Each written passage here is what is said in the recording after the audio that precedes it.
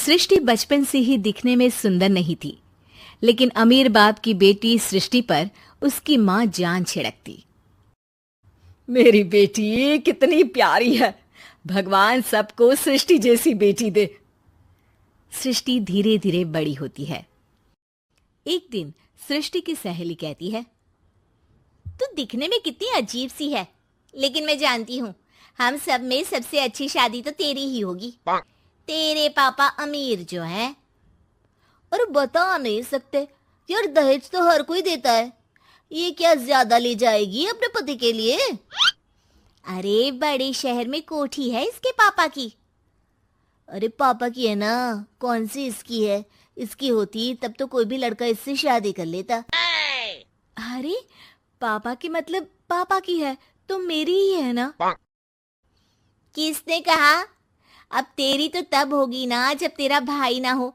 वैसे भी शादी के बाद सारी प्रॉपर्टी भाई के नाम होती है।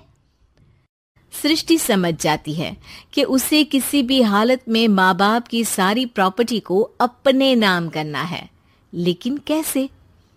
एक दिन सृष्टि का भाई शीनू कहता है, बहन क्या कर रही है? तुझसे एक बात करनी है। अरे हाँ हाँ करना, मैं तो तेरी बहन हूँ। बहन मेरी लाइफ में ना एक लड़की है, बहुत अच्छी है। मैं सोच रहा हूँ माँ और पापा से बात करूँ शादी के लिए। सृष्टि को समझ में आ जाता है कि भाई की शादी होते ही भाभी उसे एक दिन भी घर में बर्दाश्त नहीं करेगी। क्या बात है भाई, बताना कौन है वो? यार वो बहुत अच्छी लड़की है, पढ़ी लिखी है, मेरे साथ जॉब भी करती है। बस एक प्रॉब्लम है। प्रॉब्लम? क्या प्रॉब्लम है भाई?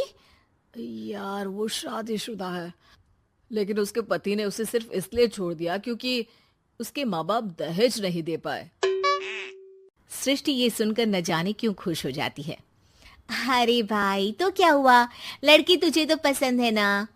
शीनू को लगता है कि बहन उसे समझ रही है।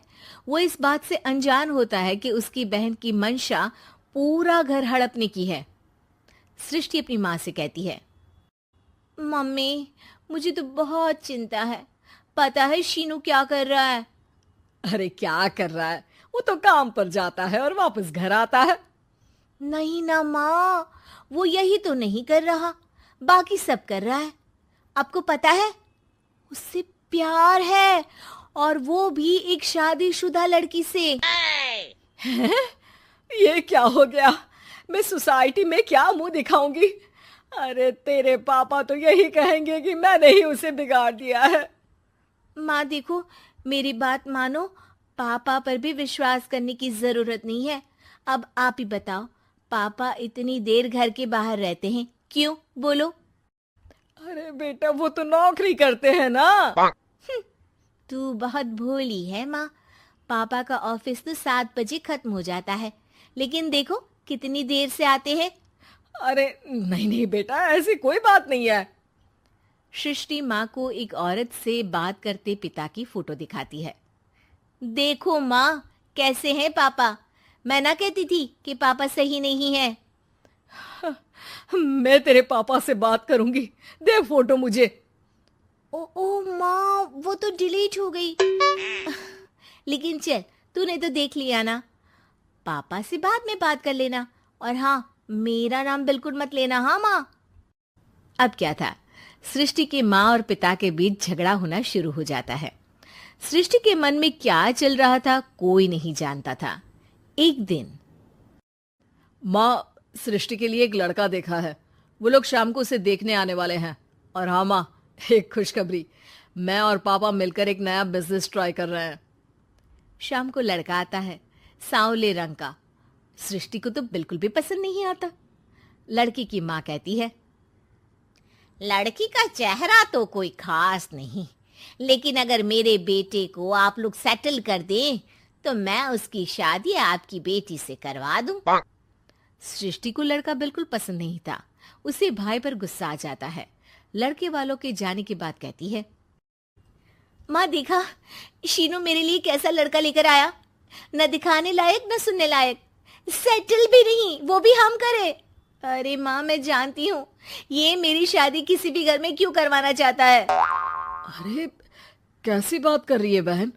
तूने तो देखा ना, लड़के को मैंने ही मना कर दिया तुझसे शादी के लिए। जिसने लड़का बताया था उसने उसकी बहुत तारीफ की थी। बात आई गई हो जाती है, लेकिन सृष्टि का मन शांत नहीं होता। क्या करूं, कुछ समझ में नहीं आ रहा। मेरी शादी हो गई तो ये लोग पूरी प्रॉपर्टी शीनू के नाम कर देंगे, मेरे हाथ तो कुछ लगेगा ही नहीं। तभी सृष्टि को आइडिया आता है। वो किसी वकील को फोन करती है। जी देखिए, अगर आपके मम्मी पापा का तलाक हो जाता है तो आधी प्रॉपर्टी आपकी माँ के नाम हो जाएगी, फिर उसे वो किसी को भी दे सकती है। सृष्टि अब माँ को बेटे के खिलाफ भरती है। माँ, शीनू पर नजर रखा करो। वो जिस लड़की के प्यार में है ना, वो शादीशुदा है। यहाँ आएगी, सारा पैसा, रुपया, जमीन, जायदाद सब हड़प लेगी। पापा का भी हाल तुमसे छुपा नहीं है। ऐसा ना हो कि मैं और आप एक दिन सड़क पर भीख मांगे। हे भगवान, मैं तो जीते जी मर जाऊंगी अगर ऐसा हो गया तो। ऐसा हो गया नहीं माँ, ऐसा ही होगा। अभी समय है, आगे का सोच लो। मैं तो कहती हूँ पापा से आधी प्रॉपर्टी लेकर अलग हो जाओ। पापा की आधी प्रॉपर्टी भी हम लोगों को अगर मिल जाती है ना, तो अगले 7 जन्म सफल समझो। बेचारी माँ बेटी के कहने पर पति से तलाक लेकर अलग हो जाती है। सृष्टि अब पैसों से गाड़ी और अपने दूसरे महंगे शौक पूरे करने लगी।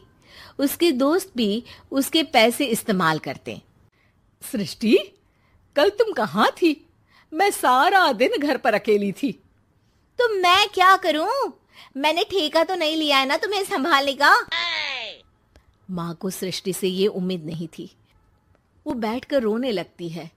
वहीं उसका पति यानी कि सृष्टि के पिता आ जाते हैं।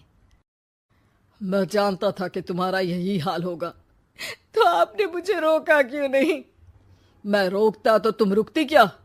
सृष्टि के कहने पर तुमने मुझ पर, अपने बेटे पर शक किया, लेकिन तुम ये भूल गई कि कैसे हम दोनों ने मिलकर जीवन में इतना सब खड़ा किया। माँ पति के गले लग जाती है। मुझे माफ कर दीजिए, मैंने आपकी कमाई का एक बड़ा हिस्सा गवा दिया। कोई बात नहीं, तुम साथ हो तो मैं ऐसी 7 प्रॉपर्टी खड़ी कर दूंगा। तभी वहां सृष्टि आ जाती है रोते हुए। माँ, मयंक ने मुझे छोड़ दिया। वो बोल रहा था जब तक मेरे पास पैसे थे तब तक ही वो मेरे साथ था। पापा, माँ, मुझे माफ कर दीजिए।